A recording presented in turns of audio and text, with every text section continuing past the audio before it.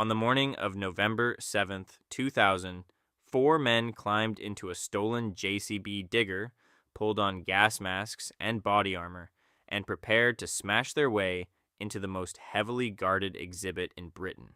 They believed they were about to walk out with diamonds worth £350 million, the biggest robbery in history. What they didn't know was that the police had been watching them for months, that the diamonds behind the glass were fakes, and that 20 armed officers were waiting on the other side of a false wall, dressed as cleaners and museum staff. This is the story of the Millennium Dome Raid, a heist so audacious it became known as the crime of the millennium, and so thoroughly outmaneuvered that it never stood a chance. The target was the De Beers Millennium Jewels exhibition, housed inside the Millennium Dome on the Greenwich Peninsula in London. At the center of the display sat the Millennium Star, a flawless 203-carat diamond considered one of the most perfect gems ever found, worth an estimated £200 million on its own. Around it sat a match set of rare blue diamonds. Altogether, the collection was valued at £350 million. It was meant to be the centerpiece of Britain's Millennium celebrations, a symbol of national pride, on public display for anyone willing to queue up and look through the glass. Nobody involved in designing that exhibit imagined a gang would try to drive a digger through the wall to get it. The gang behind the plan had a track record, though not a very good one. Earlier that same year, in February 2000, a group of armed men had attempted to rob a security van in Nine Elms, South London. Their plan involved a lorry disguised as a Christmas tree delivery truck, with a heavy steel ram welded into its frame and hidden under branches. They intended to block the security van at both ends of the road and smash their way into its rear doors. The plan collapsed almost immediately when a passing motorist running late for work absent-mindedly took the keys out of the unattended lorry's ignition. With their battering ram useless, the gang fled the scene in an inflatable speedboat down the Thames toward Chelsea. They tried again a few months later, in July, this time targeting a security van in Aylesford, Kent. This attempt got further. The gang actually managed to ram their spike into the van before a police car unexpectedly turned up.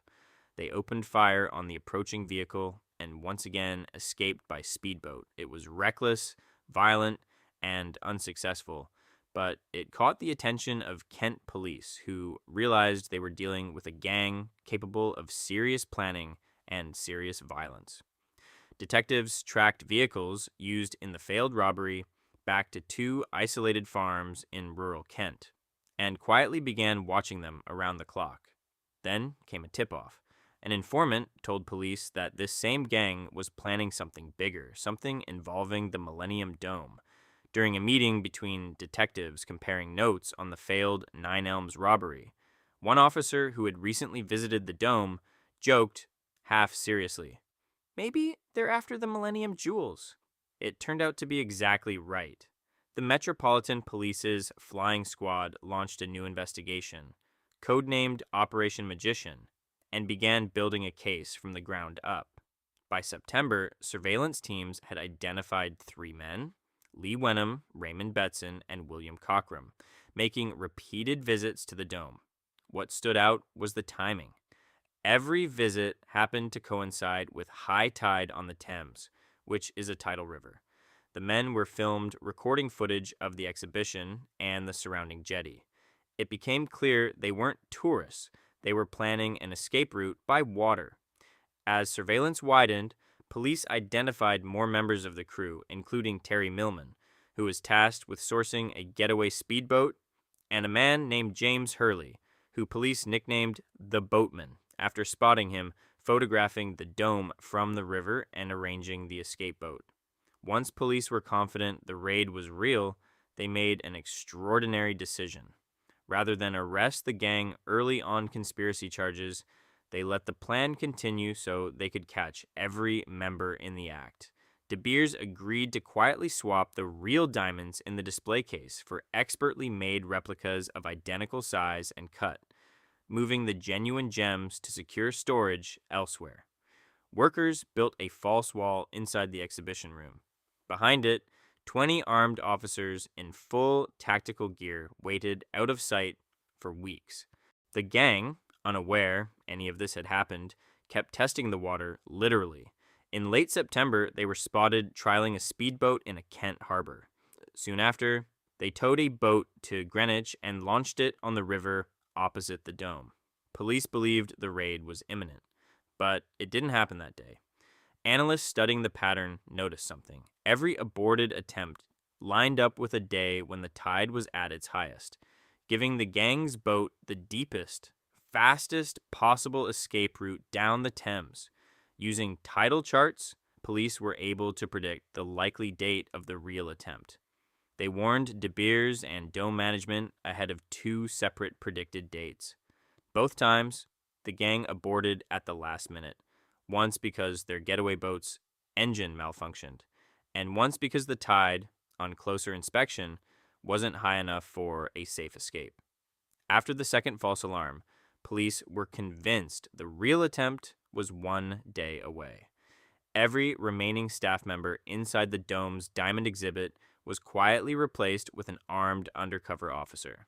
On the morning of November 7th, 2000 at 9:30 a.m., Operation Magician went active. 200 officers were involved in total, including 40 from the Elite Specialist Firearms Command. 60 more armed flying squad officers were stationed around the Thames, with 20 positioned directly on the river to block any escape by water.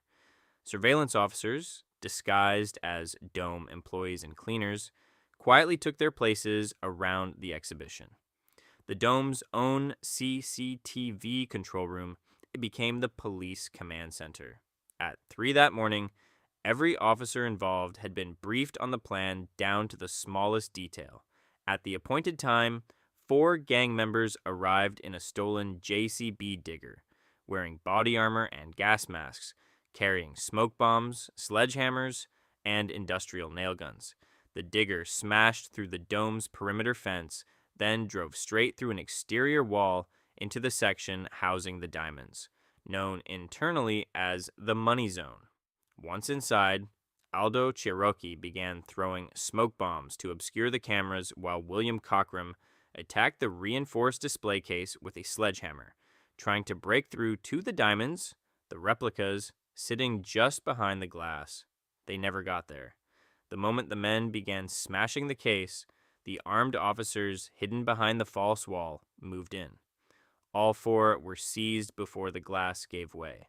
At the same time, officers stationed on the river intercepted a gang member waiting in a high-powered speedboat, ready for the getaway that was never going to come. A separate arrest was made on the opposite riverbank, where a man had been monitoring police radio frequencies to warn the others of any approaching threat. Terry Millman was arrested in a nearby van. Every single member of the crew involved in that morning's raid was in custody within minutes. Kent police followed up the next day, arresting 6 more suspects linked to the wider conspiracy in 2 Kent villages, ranging in age from 38 to 62. The case went to trial a year later, opening at the Old Bailey on November 8, 2001. Terry Millman never stood trial. He had died of cancer in the interim. During proceedings, William Cockrum gave the jury a startling account of just how confident the gang had been. "I couldn't believe how simple it was," he testified. "It was a gift. There was nobody in the vault, no security workers walking around." He claimed that if the raid had succeeded, the entire operation, from breaching the gate to crossing back over the Thames, would have taken 5 minutes at most. He insisted no one would have been hurt, since the dome, in his telling, was essentially empty at the time they planned to strike. He explained the nail guns were meant purely to break the display glass, not to be used as weapons, and that a bottle of ammonia found among their equipment was intended to destroy any blood traces he might leave behind if he was cut breaking in. Raymond Betson offered the jury a window into how the plan had come together in the first place. He claimed his brother-in-law, Michael Waring, who worked as part of the dome's perimeter security, had passed along inside information from a colleague about how weak the exhibit's security really was. He said the security was crap, Betson testified. I had every confidence in him. There was no way I thought he would betray me, not for 2 seconds.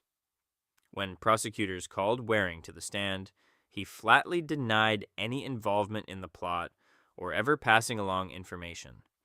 The jury was left to weigh one man's story against another's denial. The prosecution painted a very different picture of the gang's intentions. Crown prosecutor Martin Heslop told the court the raid had been planned professionally, carefully, and down to the last detail, and argued it likely would have succeeded were it not for an equally professional police operation working against it. He noted that while police had taken care to keep children away from the danger area on the day of the raid, it hadn't been practical to warn every member of Dome staff about the possibility of an armed attack. The gang, it emerged, had spent tens of thousands of pounds preparing for the robbery, storing their equipment at a disused yard in Plumstead and at 2 remote farms near Maidstone in Kent. Terry Millman had used the alias T. Diamond to pay cash for the getaway speedboat at a boatyard in Whitstable, a small detail that, in hindsight, reads almost like a confession in itself. After 3 months of trial and nearly a week of jury deliberation, the panel reached a 10-2 majority verdict. The defendants were found guilty. Judge Michael Coombe did not mince words when handing down sentences. "You played for very high stakes," he told them, "and you must have known perfectly well what the penalty would be if your enterprise did not succeed. This was a wicked, professional plan, and one which was carried out with the minutest attention to detail." Mercifully, the police were on to it. Raymond Betson and William Courtroom, identified as the gang's 2 leaders, were each sentenced to 18 years, later reduced to 15 on appeal.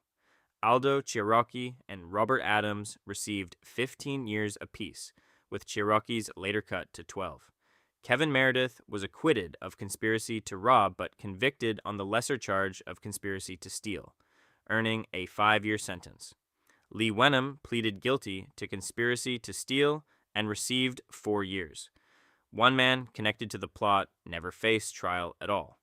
James Hurley, the so-called boatman, who had scouted the dome from the river and arranged the getaway boat, vanished in the days before the raid, apparently sensing something was wrong. Police eventually tracked him down living in a luxury villa near Puerto Banús on Spain's Costa del Sol. A team led by the operations commander, Detective Chief Superintendent John Shatford, flew out with an emergency extradition warrant and had Hurley arrested after a chase through the resort town. But months later, in February 2002, the Crown Prosecution Service withdrew the extradition request, concluding there wasn't a realistic chance of securing a conviction against him. Hurley walked free.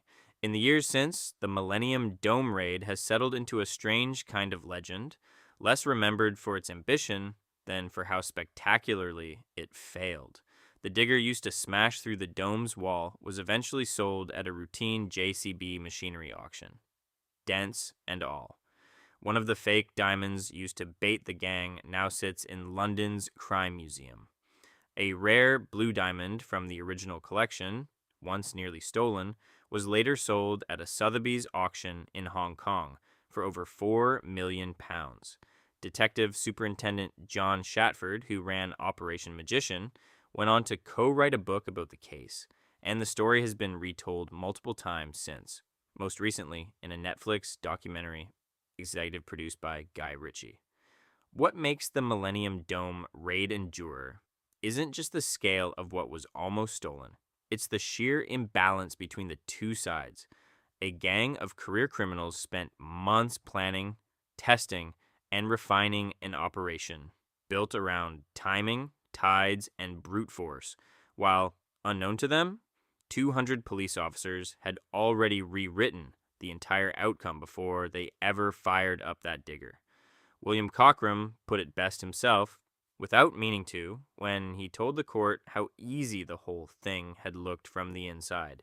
It looked easy because it was designed to. Every open door, every empty hallway, every quiet moment inside the dome that convinced the gang they'd found a gift had been arranged for them. They didn't stumble into a trap. They walked into one that had been built, piece by piece, specifically for them